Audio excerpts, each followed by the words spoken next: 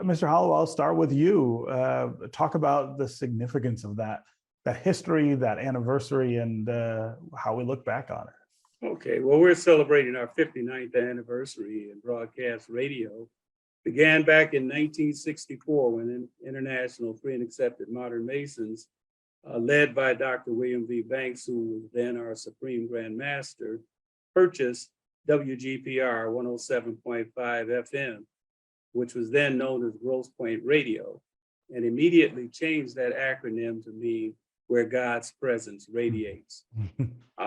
For many years, the station operated out of the headquarters of International Masons, located at the corner of Gratiot and St. Aubin in the city of Detroit.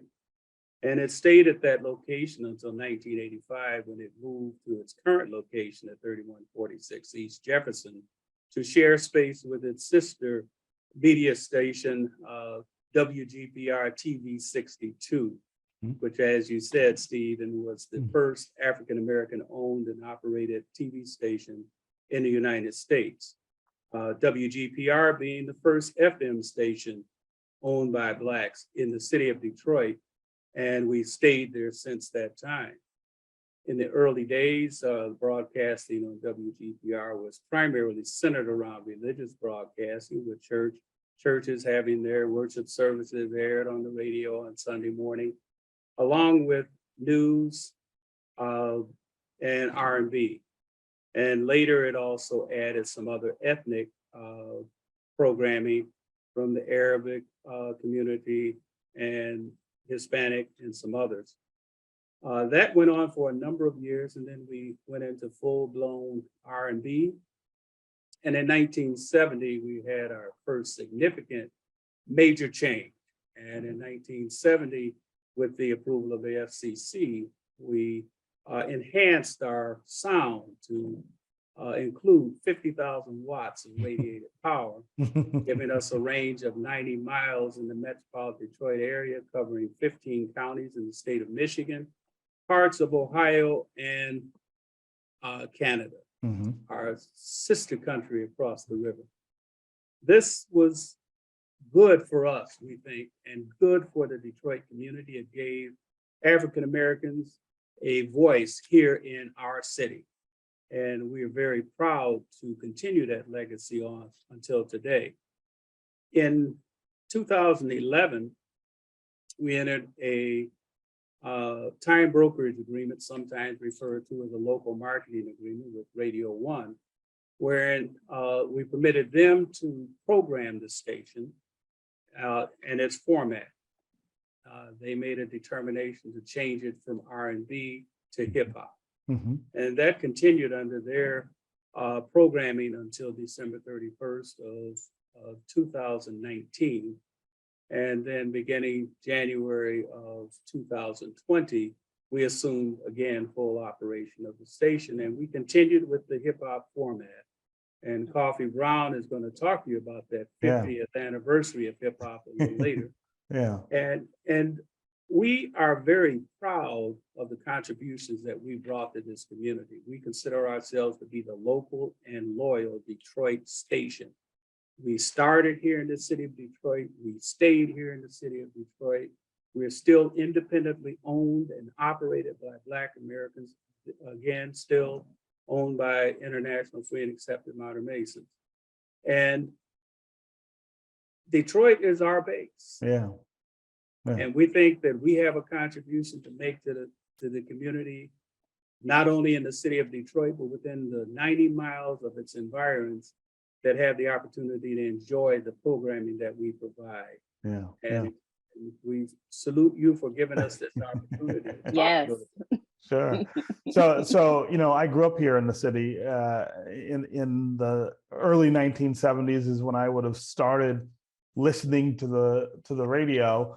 And the station I started with, other than WJZZ, which was the station that my parents listened to, they were huge jazz fans. But the station that I listened to was WGPR. And what I remember from back then is that on the FM dial, and maybe my memory's not right, but there were only two R&B stations back then. There was GPR and WJLB. WJLB. Yeah. And so GPR was the one I listened to because I lived over on the east side, not far from the station. I figured I should be loyal to the station down the street.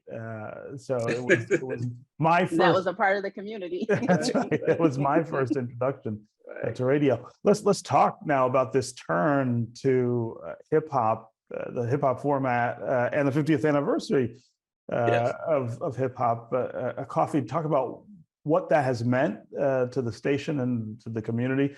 There aren't a lot of stations, of course, anywhere in the country that are just hip hop stations. Right. And the 50th anniversary is a big thing this year, right?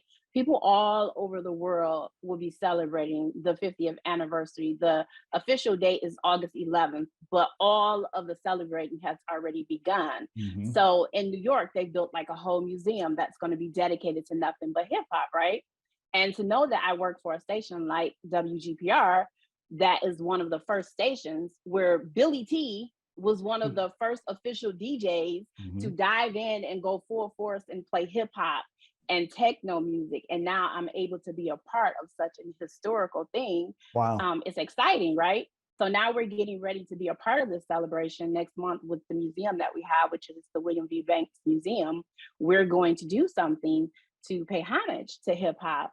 Something that started, 1973, when a DJ had no idea when he had these two turntables and start mixing these two songs together, right? And made them play in a direction where the singing now turned into what nobody had a name for at that time, was rap, and then hip hop was created. Yeah. Yeah. So it's so many parts to it. You got the DJs, you got the MCs, you got the graffiti, you got the break dancing. And like Biggie said, who thought hip hop would make it this far, right? 50 years. Yeah. That's something to celebrate and be thankful to be a part of, because when other people or older people or certain people heard hip hop, they're like, that stuff isn't gonna last. What is that? And now GPR has Black owned by the Free and International Masons, right? And to have this here right in Detroit where we can help up and coming artists that are coming out. We broke a lot of artists. We have a lot of new artists that come in here.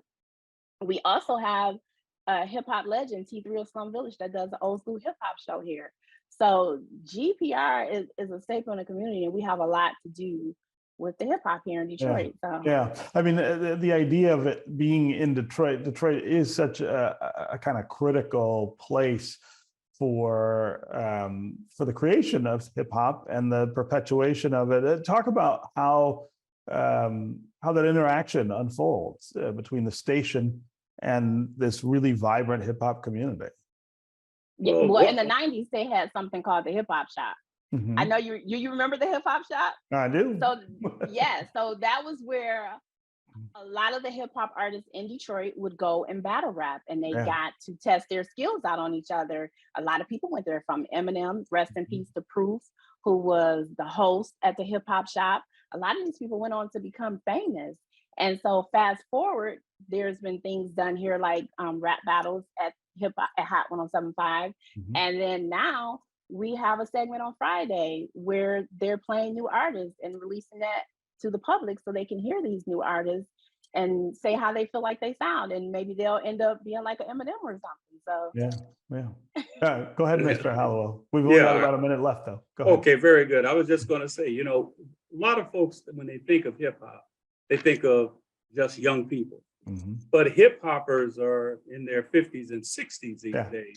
So, it's a phenomenon that has lasted along. It stood the test of time. And we're very proud to be able to bring it to the Detroit listening community.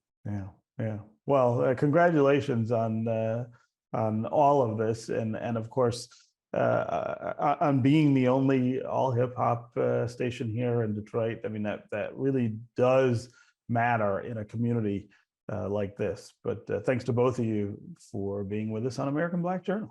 And thank you for guiding us again, Steve.